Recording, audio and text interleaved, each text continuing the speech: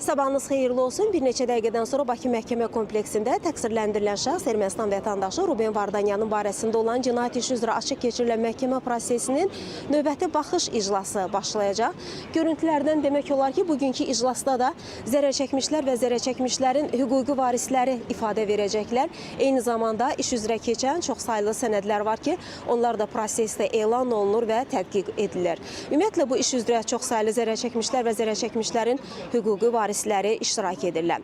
Ruben Vardanyanın isə məhkəmədə ifadə verib-verməyəcəyi hələlik məlum deyil. Qeyd edək ki, o prosesin ilk günlərindən iclasda ifadə verməkdən imtina edib, eyni zamanda dövlət ittihamçılarının suallarını cavablandırmaqdan da imtina edib. Amma prosesin son iclaslarında o müxtəlif suallar ünvanlayır zərər çəkmişlərə. Qeyd edək ki, Ruben Vardanyan həm də məhkəmə prosesinin müxtəlif iclaslarında, əsasən iclasların böyük əksəriyyətində müxtəlif vəsadətlərlə çıxış edir. Həm onun özü, həm də vəkili və qeyd edək ki, Ruben Vardanyanın hüquqlarını özünün seçdiyi vəkili müdafiə edir, həm istintaq dövründə, həm də məhkəmə prosesində. Onların vəsadətlərinin qanun hüquq çərçivəsində olanlarının böyük əksəriyyəti təmin olunur. Proses açıq keçirilir. Ruben Vardanyan Azərbaycana və xalqımıza qarşı çox saylı cinayətlər törətməkdə təqsirli bilinir.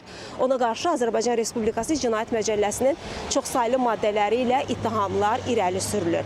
Açıq keçən məhkəmə iclasında media nümayəndələri də iştirak edir və biz xəbərlərin növbəti buraxılışında bugünkü iclasın gedişatı ilə bağlı ən son məlumatları da tamaşaçıların diqqətinə çatdırmağa çalışacaq.